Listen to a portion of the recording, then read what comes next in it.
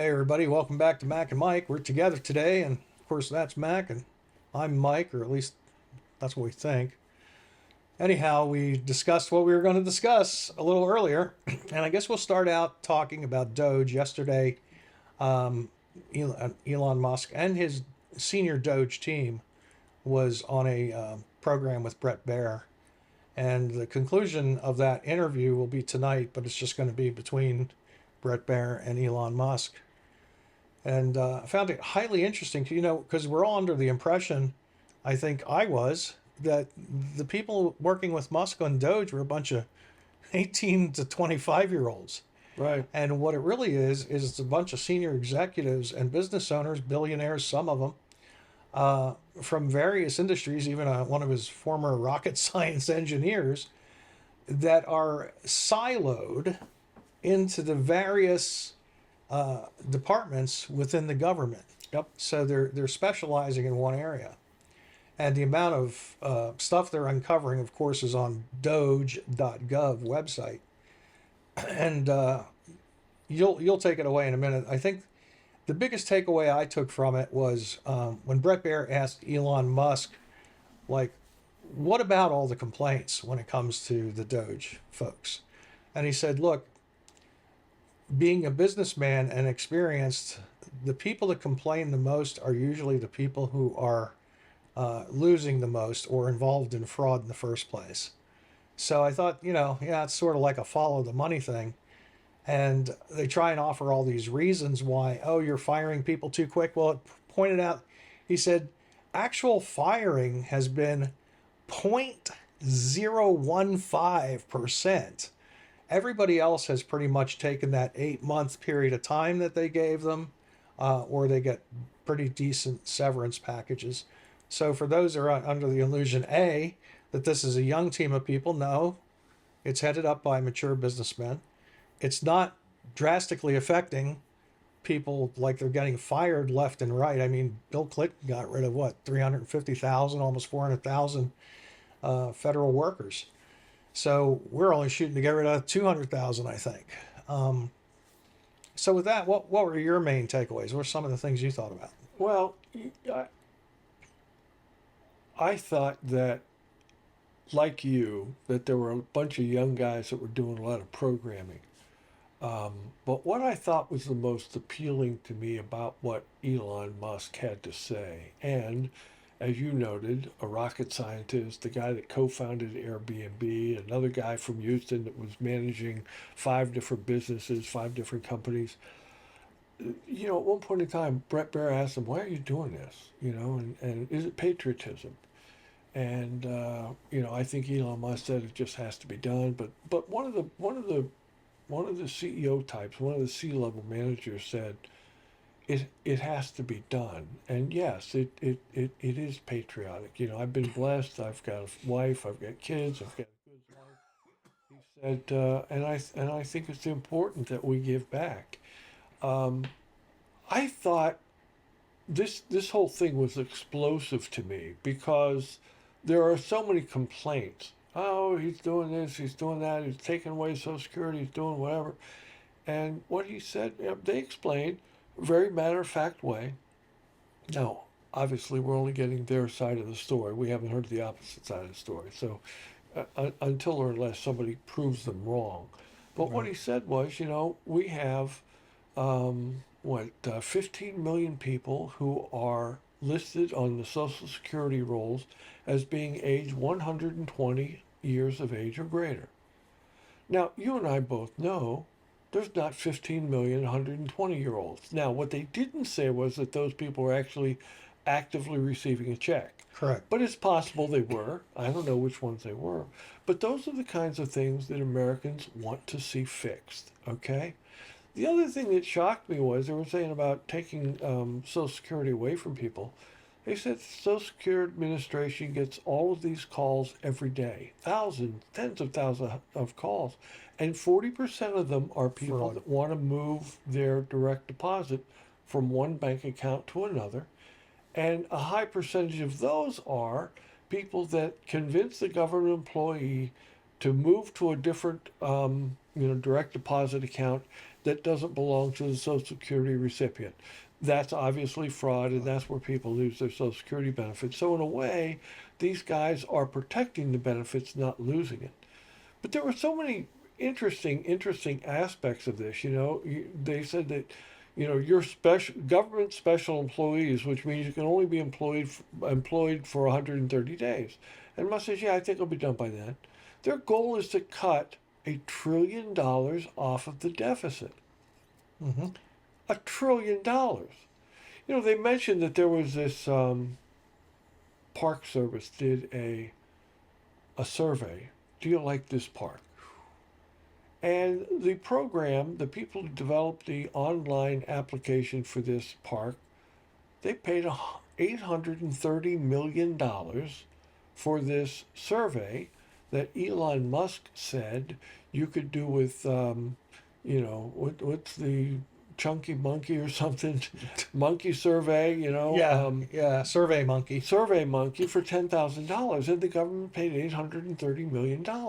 But worse, there was no evidence that the responses from this survey were being used for any particular purpose at all. Right. So you were spending $830 million. That's almost $1 billion in case you're counting in real money. Right. And not only was it overpriced, but they weren't doing anything with the data. They weren't gathering or refining it or making future plans on it. So, it's one of those things where you say to yourself, why hasn't someone done this before?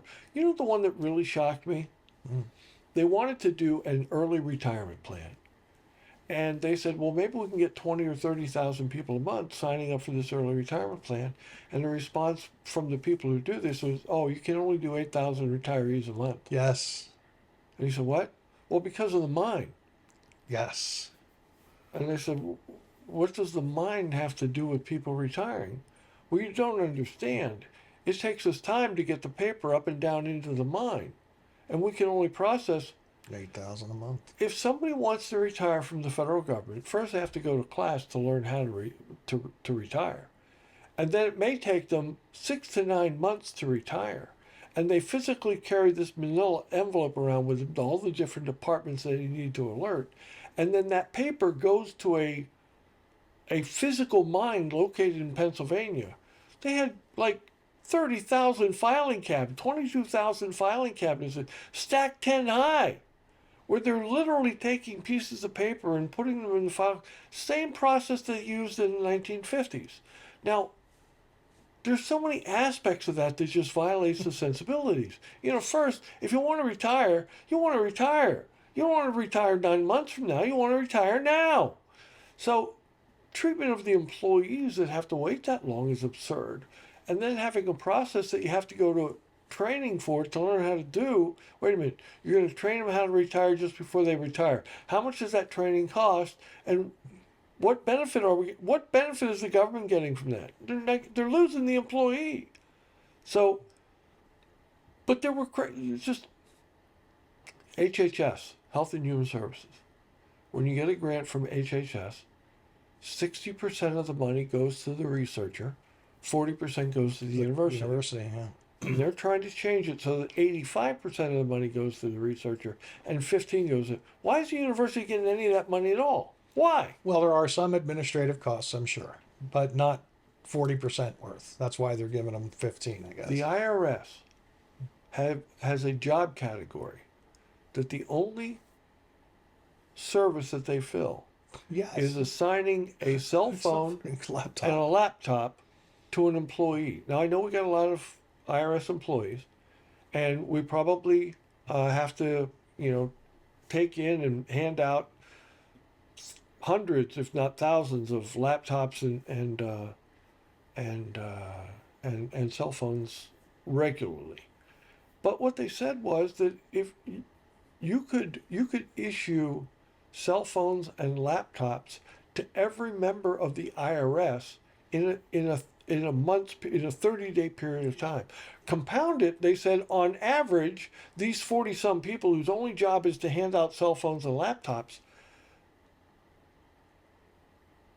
that the people who do this job average 2 transactions a day. So imagine if your job is to hand out or recover 2 cell phones and 2 laptops per day.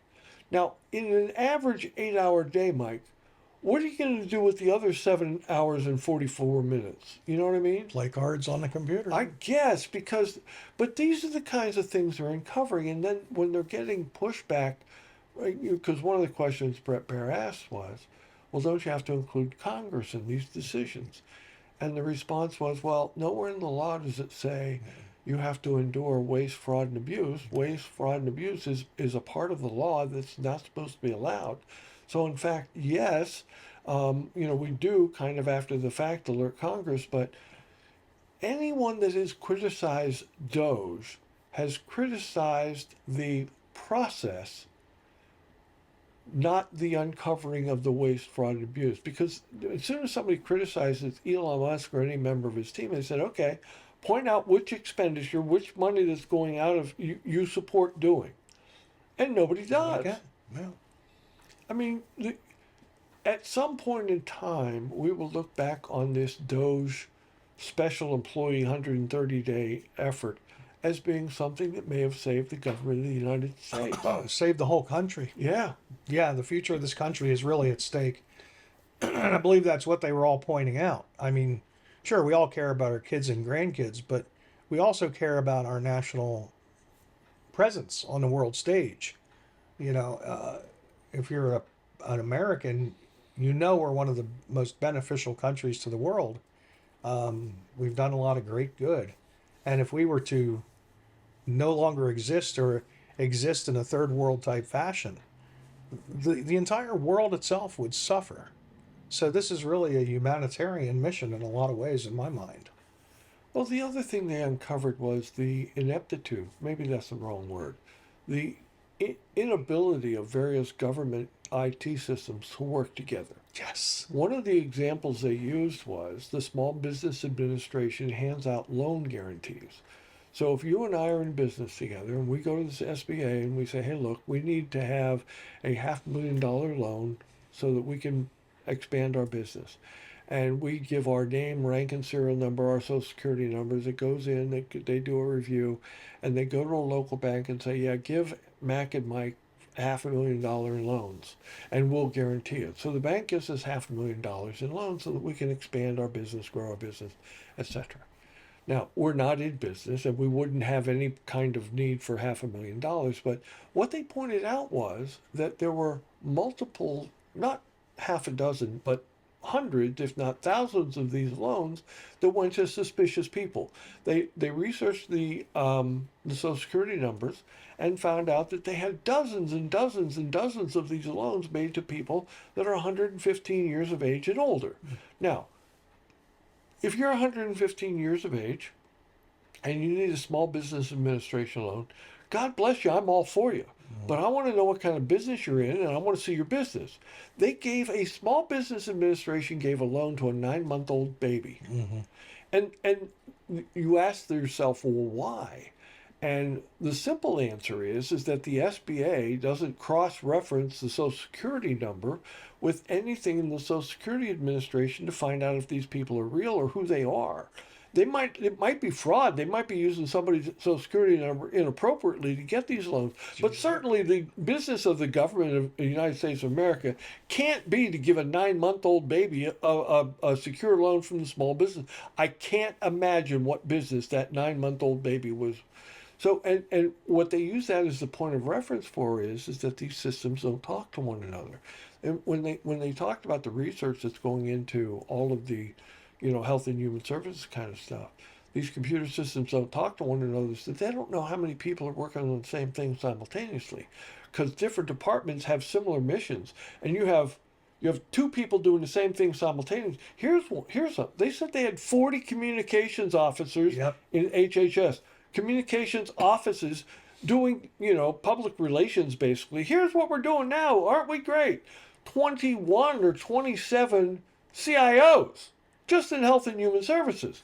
You would think that maybe a fewer number of chief information officers could handle the deal without having so much duplication. And part of the problem is, again, these silos of businesses once they're authorized, they're never double checked to see whether or not there's redundancy, to see whether or not there's duplication, to see whether or not they're working on similar things. Because many parts of the government have very similar responsibilities. So the least we should be able to do is put the people that are working on the same problem in the same room together. You know what I mean? Yeah. So they don't independently figure out the same thing twice. Yeah.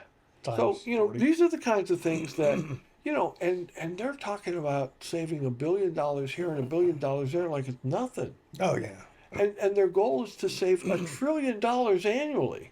Mhm. Well, I'm sorry, Mike, if you know, and the big one, of course, is the Survey Monkey that they spent $830 million doing, and nobody knows what happened to the responses from the survey. See, somebody ought to be shot. Somebody ought to be fired. Maybe not shot, but somebody ought to be located, identified, and fired. If you spend $830 million on something Survey Monkey can do at a cost of $10,000, you should be fired. And oh, by the way, let me know what you did with the collection of data. What good was it? What benefit did the government get from it? That's There has to be an outcome, or it's fraud or abuse. Yeah, it reminds me, I said, of the Obama healthcare computer for Obamacare. It was like a $2 billion program. And I remember sitting here thinking, hey, I helped the Air Force co-produce a computer program that was probably just as extensive, in maybe not size, but in scope. Yes. I mean, you have to collect X amount of data. We were collecting a lot more data than you would have to collect on a healthcare form because we had dozens, if not hundreds, of pieces of equipment that you had to carry information, like 10 different types of information on each little thing. So, you multiply that throughout the Air Force, and it was like huge. And then the Army and the Navy and the Marines came on board. So, yeah, that was kind of crazy. And then I think it was a group of kids from either MIT or Harvard or somewhere. They put together the program for nothing. And now they did admit that, the part was getting the data in, and he said the government did provide that. But putting data in, how much do you pay a person to punch in data? And That's not a high-paying job. yeah, a lot of that data was probably input by the recipients themselves. Probably, I was going to say a lot of it was, and then maybe one person had to double check 1,000 people. Yeah. But yeah, so it's just absurd the amount of money. Now wait till they get into the Department of Defense. I guess they say every year there's like $20 billion there that they can't account for. My favorite story that they uncovered was one particular senator took it upon herself to write the law and get the co-sponsors, and they wanted $30 billion to increase the number of submarines that were built Yes. to increase our defense posture. Right. Now, righteously, she fought for that expenditure for the additional submarines to help defend this nation. So the next year, when they had the committee meeting, and she said, "Okay, we got you $30 billion for the new submarines. Where are the new subs?" "Well, we didn't actually get them built." "Well, where's the money?" We don't know. Now, I'm sorry, when you get $30 billion earmarked for one particular improvement in government service, one particular project, I don't care what you call it, you should have at least one submarine to show for it, right? Or at least start it. Yeah, but they said we don't have the submarines and we don't know where the money went. And to me, there's no set of conditions that makes that acceptable. Mm-mm. And somebody should have been fired, and maybe somebody should have been held responsible for part of the restitution. Because if you lose $30 billion, 30 billion here and 30 billion there, and pretty soon you're talking about real money, Yeah. But those are the kinds of things that they're uncovering that is just absolutely stupid. And they can criticize Elon Musk, and they can throw fire bombs at Tesla dealerships, and key or throw paint or whatever they want to do on Teslas. But it's not, it's somebody is misplacing their anger and angst. The people that uncover the waste, fraud, and abuse are not the bad guy. No. The bad guys are the ones that are allowing the waste, fraud, and abuse con, to Continue. begin and then to perpetuate, you Hmm. know? I know one of the stories they told was they were paying this one bill. Nobody knew what regularly, like clockwork, every 30 days, another payment was going out. And no one could give them any information as to what the payment was for. Right. So, one of the things Elon Musk said in his interview was, um, we measure once, we measure twice, sometimes thrice before we cut. And he said that's the least we should do. Well, a couple of months went by, and nobody could come up with any reason why these funds were being expended. So they stopped paying the funds. Now, their idea was, well, when you stop paying it, Somebody will somebody's going to call and say, "Hey, where's my money?" Right. They didn't get any phone calls. Nobody asked them where the money was going. Hell, for all we know, we're sending money to terrorists somewhere. Oh yeah. Oh yeah. Or the Taliban or something. Yeah. Well, we were sending them money. But one real quick thing, since we are veterans, I want to get back to the Department of Defense for a second. Mm-hmm. And I got to give a shout out to my Marine buddies out there. He was Army, I was Air Force, but kudos to the Marines because the Well, only speak slowly and make sure you have crayons ready whenever you speak in the Marines. nope, not going to insult them because you know why? Hmm. They were the only The only branch to pass their to audit. pass the audit. That's right. Yeah. So I am not. Well, to be fair, the Marine Corps is a much smaller branch of the service, and they are so small that the Marines almost know each other. The entire Marine Corps almost know each other by first name basis because they're that small. But I don't mean to belittle the Marines. I love the Marines. I just also love to make fun of them because they're so damn sensitive about being made fun of. But yeah, that's the reality. They send money into the dark hole that is the Pentagon. And it's never seen or heard of again. And Americans, by and large, they want to have good defense. They want to have their country protected, but they also want reasonable expenditures of money too. And very early on in this process, when the new Secretary of Defense was approved, appointed and approved by the Senate, he said, "Today we have 44 four-star generals." He said, "At the end of World War II, we had 8." Now, what was the bigger factor of needing leadership and oversight, World War II or what we're doing today? Because it makes no sense to me that we have 44 four-star flag officers when we won World War II with 8 of them. We also had a 5-star, but and the point is that each of those four-star generals, what happens is they each have their own staff of flunkies. I don't want to say flunkies. There's a lot of good generals doing important work. Yeah, some of them are my friends.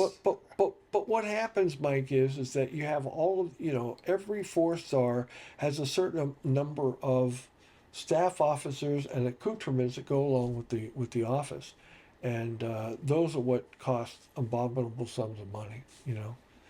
So Doge, for as much as they are being given all kinds of grief, seems like they're doing a pretty good job. Yeah.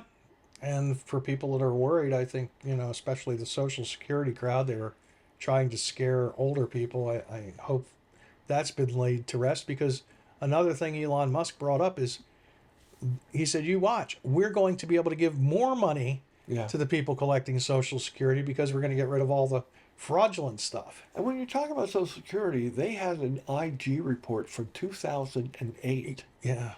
that identified these millions of people that were age 110 or 120 years of age and older. And nothing was done. Nobody did anything about it. The report lay fallow with no action. To me, that is completely unacceptable. I won't say what I was going to say. Yeah, because again, our military background, we had to do after action reports. And God help you if you had an after action report where a mistake or something that could have been improved was outlined, and the next time you ran across a situation, same thing. you didn't do it. I mean, it's all about process improvement. What used to frost me about the military is every June they would come along and they would say, "Hey, look, we've got extra money in the budget. We've got to spend it or we'll lose it." Yeah, use or lose was a terrible thing. And, so what we would do is we would stock up on all this shit that we didn't need because we wanted to make sure the money was in next year's budget just in case we did need it. Every year, I went through that every Yeah. year. And it's crazy, and that was just at the unit level. Imagine what it was like throughout the military and all the installations all over the world. So I think that Doge is on the right track. I wish that the people that are firebombing Tesla plants and etching swastikas on the Tesla parked in the parking garage would have some sense of what they're doing, because they are really useful tools of a ignorant media and an ignorant. I won't. I was about to say, single out one party for that kind of criticism. Let's just say the uninformed political class who decided that today Doge is a bad thing, so everybody associated with Doge has to be punished. And the reality is, they're not eliminate this waste, fraud, and abuse in next year's budget. They're eliminating it real time. Now, They're stopping it now. hmm So there's real savings there. And for the people who say, well, Doge wasn't elected and Doge doesn't have the power, what they have is they have executive power that's been delegated by the president, who does have the power to stop all of this waste, fraud, and abuse. well, I remember our opposite side of the party complaining that we were nuts for saying anything about this unelected deep state. Yes. But now, what are they doing? Oh, Elon Musk is part of the unelected deep state. Okay, so you can't have it both ways, guys. It's either elected people or unelected. Yeah. The thing about the deep state that bothers me is that's the entrenched people that are they're not bad people. These people apply for jobs just like everybody else, and they don't sit around and they say, "I'm grateful to have a job. I'm grateful to have health insurance." And they don't sit there and say, "Oh, well, maybe I ought to tell somebody I have nothing to do, Yeah. or that my work is completely being duplicated in the next office over." Most people aren't going to go that far.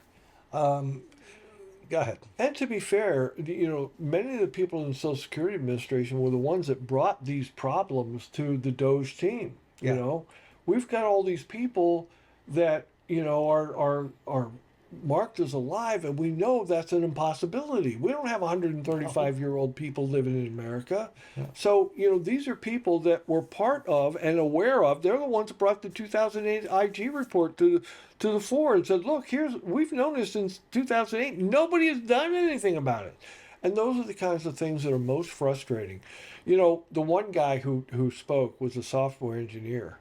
And, all of these people are supposed to be special government employees, 130 days or less. And when they asked Elon Musk if that was going to be enough time, or it's going to be, he said, I think we'll have it. We'll pretty much have it done in 130 days. But this guy said, I'm a software engineer. And he said, I look at these computer systems that are ancient and aged, and they're programming in almost dead computer languages.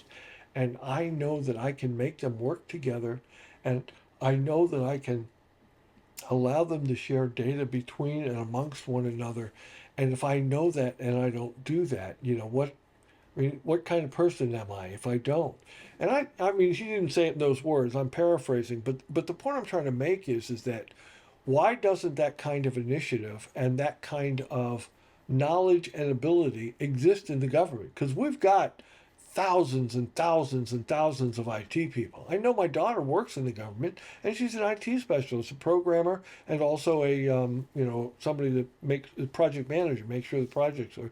And she's a terrifically intelligent individual, and she manages her projects to the point of almost to the point of exhaustion and almost to the point of frustration, because there are so many times the bureaucracy and the incompatible systems get in the way of doing anything that needs to be done.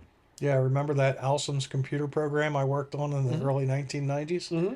That's one of the things we were doing. We were taking it out of the DOS, direct operating system, black blinky screens, and putting it into Windows. And the reason we were doing that was not just to bring it up to speed, but so that it could be consolidated at a central location. Yeah. Initially, we ran into the problem that a lot of the bases, including our own, which was in a modern area, didn't have the bandwidth to transmit the data back then. Now today, that's not a problem. But you know what? We were looking at that. We were way ahead of the times, trying to figure out. Okay, we have thousands of parts across the military. We have to have an ordering system We need to know what's in use, when it's going to expire, what percentage breaks on a regular basis so we can analyze the data. Yep. And, we finally got it done, but it took us a couple years, and it was just me and an F-16 pilot working on it. So we got her done pretty cheap. We saved the government, again, millions of dollars. Well, I listen, when they don't need that mine with all those filing cabinets full of paper, I want to put a bid in on Gonna buying say, that property. yeah. That might be a good bug out Great- bag. great bunker. Yeah, great bunker for when the world falls apart. Yeah. Seriously, can you imagine waiting 9 months to retire, having to go to class to learn how to retire, and then carrying a manila envelope around with you to multiple different offices, and you can only retire when that manila envelope has been safely filed away in the filing cabinet in the mine in Pennsylvania? I had to do that when I retired from the military. Yeah. Not quite 9 months, but they put me on stop loss. But I had to carry an envelope around, and I had to go to different classes to learn about all my benefits and all this kind of stuff. I don't believe Elon Musk is getting paid for this work. He's not. He's And not. even though None of the those other guys few- are. Nobody's getting paid. See- Not even the interns, unless Elon Musk is paying them out of his own pocket. Yeah. The point is that how altruistic, and the question was asked, patriotic, and I almost think that they're motivated because they're businessmen, and because they understand the impact of these questions that they're asking and the answers that they're able to provide, that they are really improving government service to the point that it benefits business.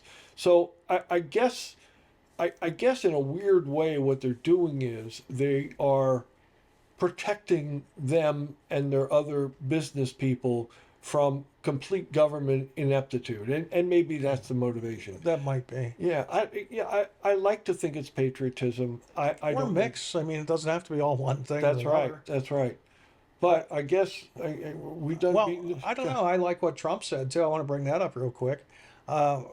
He said that Musk has not asked him for anything. He said, I'm kind of surprised. You know how candid Trump is. Right. He's just on TV saying, he's never asked me for anything, because everybody keeps saying, oh, Musk is doing this to ingratiate himself. No, and he hasn't. He said, and he said he could, but he hasn't, because he's done so much for us. But so people need to get that out of their minds. That somehow one hand is washing the other. And Musk has said the final thing about Trump, which I was really surprised to hear. He said, he asked him, what's it like being around the president? You spent a lot of time with him, don't you, Elon? And he said, yeah. And he said, one of the things that dawned on me is I've never heard the guy speak ill of anyone, except the reporter or something, but nobody that works for him, nobody around him. He's never said demeaning. Yeah, and he's never done anything but good. Never done anything immoral. Immoral. Yeah. He said, yeah, the guy's as straight as an arrow. And that's another thing. You can criticize Trump maybe when he was a playboy back in the day, Sure. which, look at his presidency time. Never once was there even a sexual scandal. Yeah. Never once, And to be fair to Donald Trump, the other thing that Musk said, and everybody on that team said, is we couldn't do what we're doing without the absolute faith of Donald Trump in what we are doing. And not only the commitment from Donald Trump to do the right thing, but also the group of people that he put together in his cabinet. Right, it goes He both said ways. all of these cabinet officials, when we bring, like the one guy said, they said, I brought this $830 million boondoggle to the guy who's head of the interior. He stopped it immediately. He said, what is it? What are they doing? You have proof of this? This is the proof? That, bomb, done. Done. Yeah. Those, because you can't be successful if you don't have ultimate support from the top of the executive branch, and these guys do. And that's what's amazing about it. And I think someday, it's like, they wrote the book about the development of the atomic bomb, Manhattan Project and all the secrecy around it. And they had a movie on it, right? And someday they're going to be doing that about Doge. Oh, they will. Yeah. I'm sure. Yep. Yes. Yep. And Well- it will be positive. Yeah. I guess we did beat it up. We're at about our 35-minute mark, which Well, is good. let's say that Mac and Mike Out. are out.